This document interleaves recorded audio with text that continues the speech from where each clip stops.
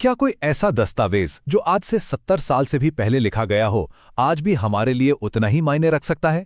भारतीय संविधान के मामले में जवाब है बिल्कुल हाँ। और इसका राज वो छिपा है इसकी खुद को बदलने की कमाल की क्षमता में।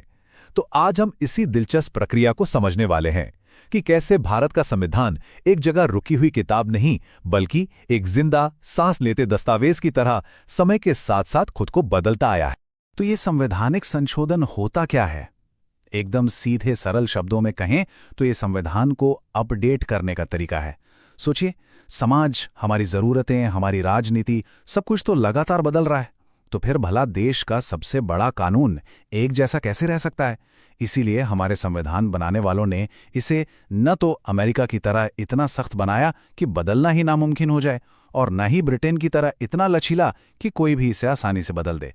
उन्होंने एक बीच का, एक बहुत ही समझदारी वाला रास्ता चुना। इसी से यह पक्का होता है कि संविधान को कोई अपनी मनमर्जी से न बदल पाए, लेकिन जब सच में जरूरत हो तो वो पुराना और बेकार भी ना हो जाए। चलिए, अब इस प्रक्रिया की गहराई में उतरते हैं। आखिर ये बदलाव होता कैसे है?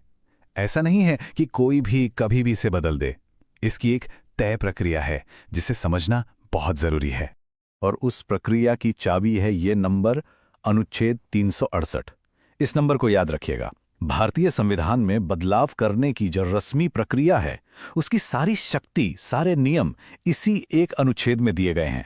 आप कह सकते हैं कि यही वो इंजन है जो संविधान में बदलाव की गाड़ी को चलाता है। अब जो दिलचस्प बात है वो ये कि हर बदलाव के लिए एक ही तरीका नहीं है। इसके 3 अलग अलग लेवल हैं। पहला है साधारण बहुमत। यह सबसे आसान तरीका है, जैसे कोई आम कानून पास होता है। दूसरा है विशेष बहुमत। यहां मामला थोड़ा गंभीर हो जाता है। इसमें एक तरह का डबल लॉक सिस्टम है, मतलब सिर्फ मौजूद और वोट देने वाले 2/3 सदस्यों की हां काफी नहीं है, बल्कि वो संख्या पूरे सदन की कुल ताकत के 50% से ज्यादा भी होनी चाहिए। ये हमारे मौलिक अधिकारों जैसे जरूरी हिस्सों के लिए है। और फिर आता है तीसरा और सबसे मजबूत ताला। विशेष बहुमत तो चाहिए ही, साथ में से कम आधे राज्यों की विधानसभाओं की मंजूरी भी चाहिए। ऐसा तब होता है जब बदलाव का असर पूरे देश के संघीय ढांचे, यानी केंद्र और राज्यों के रिश्ते पर पड़ता हो। लेकिन एक बड़ा सवाल हमेशा से रहा है, बदलाव की ये शक्ति आखिर है किसके पास? संसद के पास, जो जनता के चुने हुए प्रतिनिधियों से बनती है, या फिर न्यायपालिका के पास, जिसका काम संविधान की रक्षा करना है? इसी एक सवाल ने भारतीय राजनीति में एक ऐतिहासिक खींचतान को जन्म दिया। एक तरफ थी संसद, जो कहती थी कि उसे संशोधन करने की पूरी आजादी है, और दूसरी तरफ थी न्यायपालिका, जो कहती थी कि संविधान की आत्मा की रक्षा करना उसकी जिम्मेदारी है।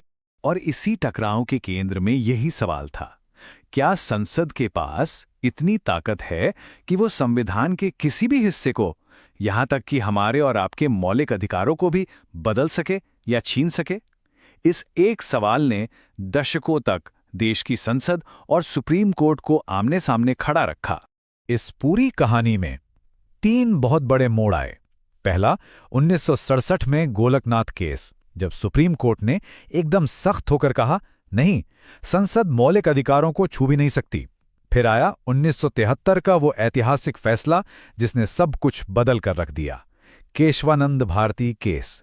यहीं से मूल ढांचे या बेसिक स्ट्रक्चर का क्रांतिकारी विचार पैदा हुआ। कोर्ट ने कहा, ठीक है, संसद संशोधन कर सकती है, लेकिन वो संविधान की आत्मा को, उसकी बुनियाद को नहीं बदल सकती। और आखिर में 1980 के मिनर्वा मिल्स केस ने इस मूल ढांचे के सिद्धांत पर पक्की मोहर लगा दी और इसे भारतीय कानून का एक अटूट हिस्सा बना दी। तो ये मूल ढांचा या बेसिक स्ट्रक्चर आखिर है क्या भला? ये असल में उस लंबी बहस का नतीजा था। ये एक तरह की अदृश्य लक्ष्मण रेखा है जिसे संसद अपनी संशोधन करने की शक्ति से पार नहीं कर सकती। मूल ढांचे का सिद्धांत, आप कह सकते हैं कि यह हमारे संविधान का एक सुरक्षा कवच है। ये कहता है कि संसद संविधान की किताब में नए पन्ने जोड़ सकती है, पुराने पन्ने बदल सकती है, लेकिन वो उस किताब की मूल कहानी, उसके किरदार और उसके संदेश को नहीं बदल सकती। ये सिद्धांत पक्का करता है कि बदलाव के नाम पर संविधान की अपनी पहचान ही न मिटा दी जाए।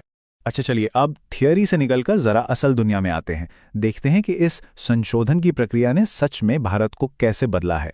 इसका सबसे जबरदस्त उदाहरण है 42वां और 44वां संशोधन। 1976 का 42वां संशोधन इमरजेंसी के दौर में आया था। और उसने इतने ज्यादा बदलाव किए कि उसे मिनी संविधान तक कहा जाने लगा। लेकिन फिर सिर्फ 2 साल बाद 1978 में 44वां संशोधन आया, जिसका मकसद ही 42वें संशोधन के कई बदलावों को पलटना और लोकतंत्र को वापस मजबूत करना था। ये दिखाता है कि हमारे संविधान में खुद को सुधारने की भी एक गजब की ताकत है। और बदलाव सिर्फ यहीं नहीं रुके। 73वें और 74वें संशोधन ने सत्ता को दिल्ली और राज्यों की राजधानियों से निकालकर गांव की पंचायत और शहर के वार्ड तक पहुंचाया। और अभी हाल ही में 101वें संशोधन ने जीएसटी लाकर एक देश एक टैक्स के विचार को हकीकत में बदला, जिससे भारत के व्यापार करने का तरीका ही बदल गया। ये सारे संशोधन दिखाते हैं कि संविधान हमारी रोजमर्रा की जिंदगी पर कितना गहरा असर डालता है। तो आखिर वो कौन सी चीजें हैं जिन्हें बदला नहीं जा सकता? ये हैं मूल ढांचे के कुछ तत्व कि संविधान ही सबसे ऊपर है, देश में लोकतंत्र और गणराज्य रहेगा, देश का चरित्र धर्मनिरपेक्ष होगा, केंद्र और राज्यों के बीच ताकत का बंटवारा बना रहेगा और न्यायपालिका हमेशा आजाद रहेगी। ये वो खंबे हैं जिन पर हमारे लोकतंत्र की पूरी इमारत टिकी है। और मजे की बात यह है कि ये लिस्ट यहीं खत्म नहीं होती। सुप्रीम कोर्ट समय समय पर इसमें नई चीजें जोड़ सकता है, जो दिखाता है कि मूल ढांचे का ये सिद्धांत खुद भी एक जिंदा विचार है। तो इन सब बातों से हम क्या समझते हैं?